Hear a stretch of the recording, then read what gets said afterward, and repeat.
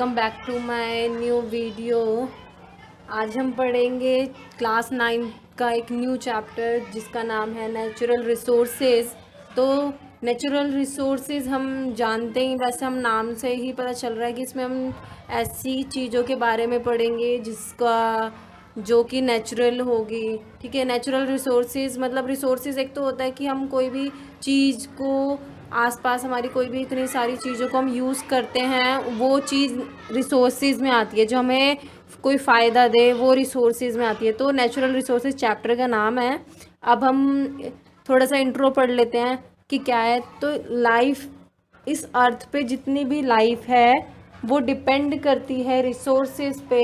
जैसे कि कोई ना कोई रिसोर्स चाहिए ही चाहिए लाइफ को, चाहे वो सॉइल हो, वाटर हो, एयर हो, एनर्जी हो, सन से एनर्जी लेनी हो, या किसी भी ज़रिए से लाइफ जो है वो रिसोर्सेज से डिपेंड है।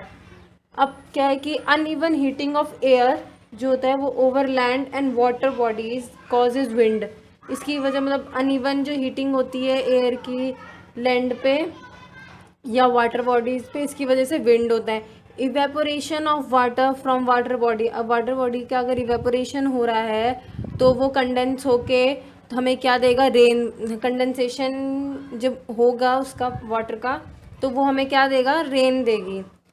Pollution of air, water and soil affect the quality of life. अब जितना पोल्यूशन जितना वाटर में है, एयर में है, सॉइल में, वो हमारी लाइफ की क्वालिटी को जो है वो अफेक्ट करती है। We need to conserve our natural resources. ये जो मतलब वाटर, एयर है, सॉइल है, ये हमारे नेचुरल रिसोर्सेज हैं। तो हमें इसे क्या करना चाहिए, कंजर्व करना चाहिए और यूज़ करना चाहिए एक सस्टेनेबल मैनर में। सस्टेनेबल मैनर क्या होता है कि एक अच्छे तरीके से, ताकि हम उसको लॉन्ग टाइम तक यूज़ कर सकें, ऐसे यूज़ करना चाहिए। Various nutrients are used again and again in a cycle fashion, this leads to a certain balance. मतलब जो हम कोई भी कुछ न्यूट्रिएंट्स हैं जिनको हम बार बार यूज़ करते हैं साइकिल के जैसे, साइकिल बना के, तो इसकी वजह से क्या होता है कि एक बैलेंस हो जाता है between the various components of the biosphere के बीच में। एक बहुत अलग कंपोनेंट्स, वेरियस कंपोनेंट्स जो है वो इनमें बैलेंस हो जाता है। अब हमारे पास है नेचुरल रिसोर्सेज। नेचुरल रिसोर्सेज क्या है, ऐसे रिसोर्स जो कि अवेलेबल हैं अर्थ पे, और एनर्जी मिलती है कहाँ से, हमें सन से। ये बहुत ज़रूरी है हमारी बेसिक रिक्वायरमेंट के लिए, मतलब लाइफ की बेसिक रिक्वायरमेंट के लिए ये चीज़ बहुत ज़रूरी है। ठीक। The stock of nature which are useful to mankind are known as natural resources. मतलब कि जो भी स्टॉक है नेचर का और वो मैन के लिए, मतलब ह्यूमंस के लिए जो है, या एनिमल्स के लिए जो भी ज़रूरी है वो यूज़ करते हैं। और ऐसे रिसोर्सेज को हम क्या बोलते हैं, नेचुरल रिसोर्सेज। जैसे कि एयर, वाटर, सॉइल, मिनरल्स।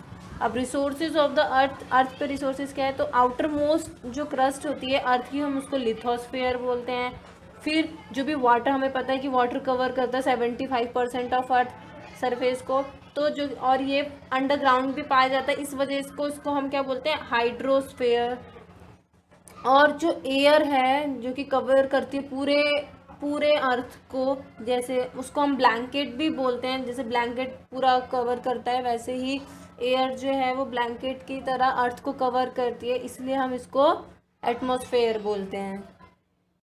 अब हम बायोस्फीयर क्या है कि all living things on the earth together with मतलब जितनी भी लिविंग थिंग्स है अर्थ पे, साथ में एटमॉस्फेयर, हाइड्रोस्फेयर एंड लिथोस्फेयर, जब वो इंटरैक्ट करती हैं एक दूसरे से तभी लाइफ पॉसिबल हो पाती है। और इसी चीज़ को, इन सबको मिलाने को ही जो है हम बायोस्फीयर बोलते हैं। ठीक है। बायोस्फीयर जो होता है वो बायोटिक भी हो सकता है और एबायोटिक कंपोनेंट्स का भी हो सकता है। बायोटिक कंपोनेंट्स वो होते हैं जिसमें कि लिविंग थिंग्स आती हैं। बायोटिक के नाम से ही पता चल रहा है। बायो मतलब क्या होता है, जिसके अंदर या जान है या फिर जो लिविंग है, जैसे कि प्लांट्स एंड एनिमल्स। ठीक है। एबायोटिक कंपोनेंट्स वो होते हैं जिनके अंदर लिविंग नहीं है, और जैसे कि एयर, वाटर एंड सॉइल। तो अब एयर के बारे में पढ़ते हैं। एयर क्या है कि मिक्सचर ऑफ डिफरेंट गैसेस, बहुत सारी अलग अलग तरीके की गैसेस मिलके जो है वो एयर बनाती है। उसके अंदर एक इम्पॉर्टेंट चीज़ होती है जो कि है ऑक्सीजन। ऑक्सीजन जो है वो बहुत ही एसेंशियल है लिविंग ऑर्गेनिज्म के लिए, ताकि वो रेस्पिरेशन कर सके, वो जी सके। इसलिए हम इसको क्या बोलते हैं, ब्रीथ ऑफ लाइफ भी बोलते हैं। अब क्या है रोल ऑफ एटमॉस्फेयर का रोल क्या है, एयर जो है वो बैड कंडक्टर ऑफ हीट होता है, ठीक है।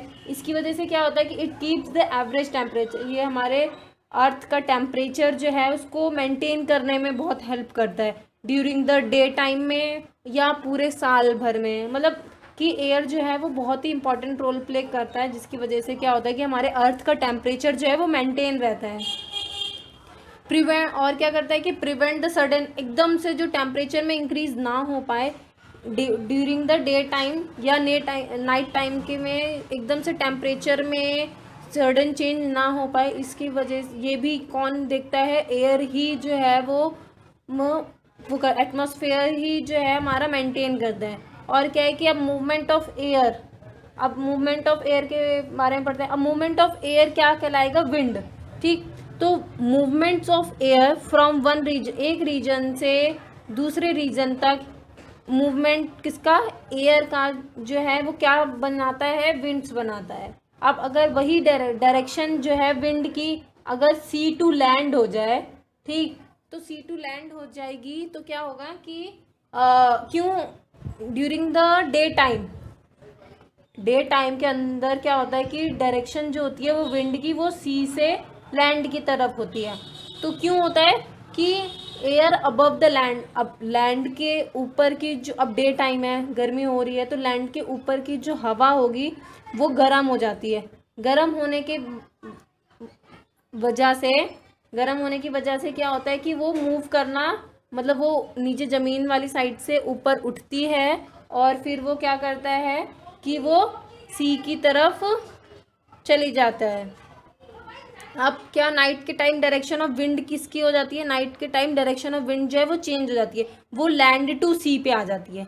लैंड टू सी पे आ जाती है क्यों, क्योंकि जो है वो दोनों ही सी भी और लैंड भी जो है वो स्टार्ट कर देता है कूल होने के लिए स्टार्ट कर देता है, इसलिए डायरेक्शन ऑफ विंड किस में चली जाती है, लैंड टू सी में। अब हम पढ़ते हैं एयर पोल्यूशन के बारे में।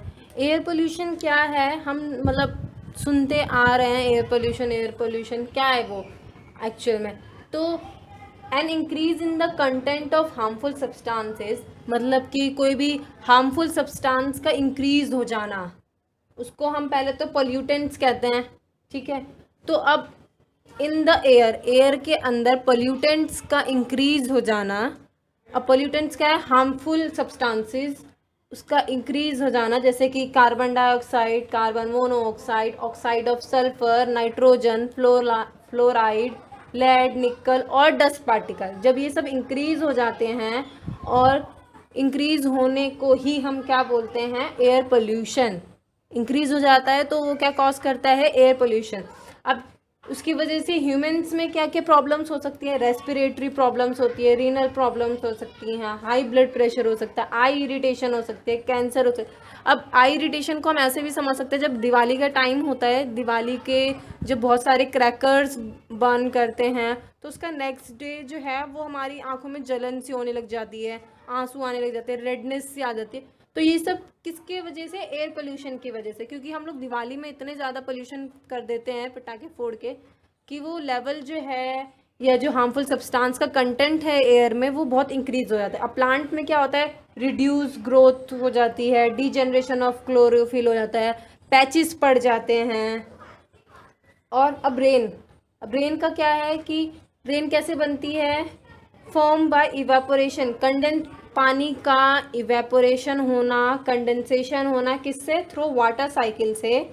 ये जो है क्या बनाता है, रेन बनाता है। ये बहुत ही इम्पॉर्टेंट है, क्यों, क्योंकि जितनी भी एग्रीकल्चर काम होते हैं प्लांट्स का, मतलब प्लांट से रिलेटेड या एग्रीकल्चर से रिलेटेड जो भी काम होता है वो रेन की वजह से ही रेन से ही आगे चलता है। तो इसलिए हमारे लिए रेन जो है वो बहुत ही ज़रूरी है। हमें इसको कंजर्व करना चाहिए, किससे कैसे कंजर्व कर सकते हैं हम, कौन डैम्स बना के, पुल्स बना के, ताकि हम रेन के पानी को इकट्ठा करके हम आगे फर्दर यूज़ के लिए यूज़ कर सके। अब रेन वाटर हार्वेस्टिंग भी होता है कि हम जो घरों में यूज़ करते हैं रेन वाटर हार्वेस्टिंग, तो ऐसे ऐसे को हम रेन का पानी बचा सकते हैं। अब एसिड रेन क्या होता है कि जब भी फॉसिल फ्यूल्स को हम बर्न करते हैं तो नाइट्रोजन या सल्फर जैसी गैसेस जो हैं, सल्फर डाइऑक्साइड, नाइट्रोजन डाइऑक्साइड जैसी गैसेस जो हैं वो रिलीज्ड होती हैं। इससे क्या है, मतलब इससे बहुत इंक्रीज होती है, ये कॉज करती है एसिड रेन को। अब ये गैसेस जो हैं वो वाटर के अंदर डिजॉल्व हो जाती हैं और क्या बना देती है, नाइट्रिक एसिड बना। अब इसका NO2 का क्या बन जाता है, नाइट्रिक एसिड, और सल्फर डाइऑक्साइड का बन जाता है sulphuric acid.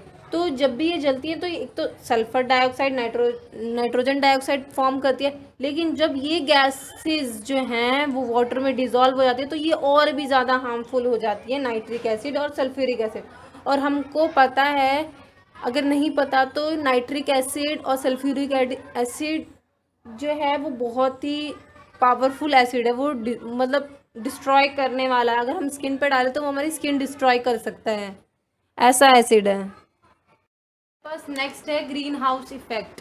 Green house effect क्या है, जब CO2 keeps the earth warm much like, मतलब कि जब CO2 गैस जो है, कार्बन डाइऑक्साइड, वो हमारे अर्थ को वार्म करती है, गर्म करती है, ठीक है। जैसे कि कब, जैसे हमने ग्रीन हाउस इफेक्ट में, green house like glass which keep the green house warm, मतलब कि जैसे हम ग्रीन हाउस इफेक्ट में क्या करते हैं कि ग्लास का एक घर बनाते हैं, वो कि हीट जो है वो ट्रैप करती है और उसकी वजह से प्लांट जो है वो ग्रो कर पाता है। तो वैसे ही ग्रीन हाउस इफेक्ट क्या है कि CO2 जो है वो हमारे अर्थ को वार्म करती है। जैसे कि वहाँ पर बॉक्स वाले में हम लोग देखें, प्रैक्टिकल वाले में तो ग्लास के उस पर, वैसे ही।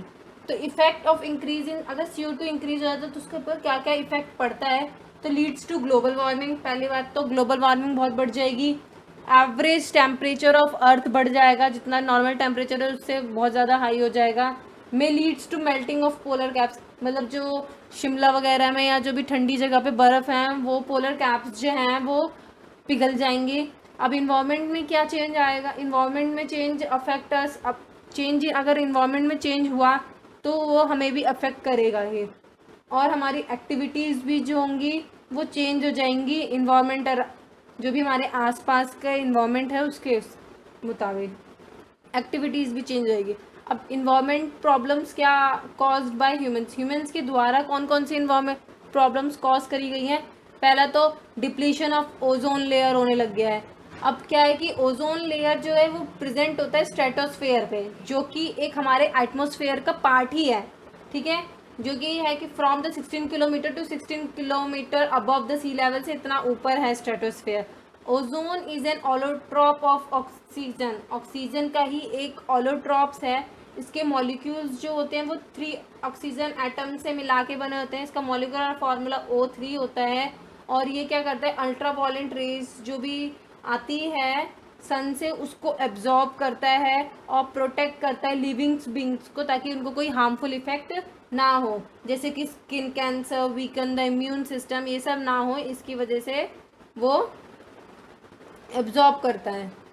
अब क्या है कि अब decline of ozone layer, ozone layer में जो डिक्लाइन आया है, थिकनेस जो कहाँ पर अंटार्कटिका में हुआ है, वो सबसे पहले ऑब्जर्व करा गया था 1985 पे, इसलिए वहाँ उसको क्या नाम दिया, ओजोन होल। उसको क्या नाम दिया, ओजोन होल। हमारे पास रीजंस हैं ओजोन डिप्लीशन क्यों होता है। तो एक्सेसिव यूज ऑफ CFC क्या है, क्लोरोफ्लोरोकार्बन। तो जब हम CFC का ज़्यादा यूज़ करने लगते हैं तो ओजोन डिप्लीशन होता है। अब CFC प्रेजेंट कहाँ होती है, रेफ्रिजरेटर में, जेट प्लेन्स पे, स्प्रे कैंस पे, अब फायर एक्सटिंग्विशर जो है उसमें भी यूज़ होता है ओजोन, ठीक है। ये रीज़न, और न्यूक्लियर एक्सप्लोजन की वजह से ओजोन जो है वो डिप्लीशन होता है। अब नेक्स्ट है स्मोक। स्मोक क्या है, एक टाइप का एयर पोल्यूशन है और ये स्मोक वर्ड जो है वो दो चीज़ों से मिलके बना हुआ है, स्मोक प्लस फॉग, इन दोनों को जब मिला दो तो क्या बन जाता है, स्मोक। और ये क्या है, एक एयर पोल्यूशन है। Smoke can be in form of any climate, किसी भी क्लाइमेट में जो है स्मोक फॉर्म हो जाता है, चाहे where there is a lot of air pollution, specially in, ज़्यादातर ये सिटीज़ में स्मोक पाया जाता है क्योंकि यहाँ पर स्मोक भी प्रेजेंट होता है और फॉग भी प्रेजेंट होता है। तो स्मोक जो है वो एक एयर पोल्यूशन का टाइप है। नेक्स्ट है हमारे पास वाटर। वाटर क्या है, इट फुलफिल, और मतलब वाटर तो हम बचपन से ही पढ़ते आ रहे हैं कि ये बहुत ज़रूरी है, ये हमारी बेसिक नीड्स पूरी करता है, हैं, various demands of different living things की फुलफिल करता है। अबाउट 3/4 पार्ट जो है अर्थ सरफेस का वो वाटर से कवर है। इट प्रेजेंट अंडरग्राउंड प्रेजेंट होता है, बहुत large area on the surface, जैसे कि सी ओशन देख लो, और in the form of water vapours की फॉर्म में हमारे एटमॉस्फेयर में प्रेजेंट होता है। वाटर पोल्यूशन क्या है, जब वाटर पोल्यूशन किसे कहेंगे, जब हमारा मतलब पानी है, वाटर है, हमारे ड्रिंकिंग के लिए और अदर यूज़ के लिए जो है वो फिट ना बैठे तो हम उस वाटर को क्या बोलेंगे, वाटर पोल्यूट हो गया है। हाँ, तो उसी से क्या है, वाटर पोल्यूशन हो रहा है। अब इसके कारण क्या क्या हैं, हम क्या करते हैं कि वाटर बॉडीज़ में या वाटर फील्ड में क्या केमिकल स्प्रे कर देते हैं। हम वाटर बॉडीज़ के आसपास जो हैं वो वॉशिंग क्लोथ्स करते हैं, क्लोथ धो देते हैं, और जो भी फैक्ट्रीज़ हैं या कोई इंडस्ट्रीज़ हैं वो अपना वेस्ट जो है वो कहाँ, वाटर बॉडीज़ में डंप कर देते हैं। और मतलब एक लिविंग बींग्स के लिए वाटर क्यों ज़रूरी है, क्योंकि ये जो है इसमें वाटर जो है हर सेल के फंक्शनिंग में बहुत ही मेन रोल प्ले करता है, क्योंकि जितना भी हमारे यहाँ हमारे शरीर में रिएक्शन होनी है वो उसकी with the help of water की वजह से ही होगा, चाहे वो सेलुलर लेवल पे हो चाहे टिश्यू लेवल पे हो, जितना भी ये सब होगा वो वाटर के ज़रिए ही होगा। नेक्स्ट हमारे पास है सॉइल।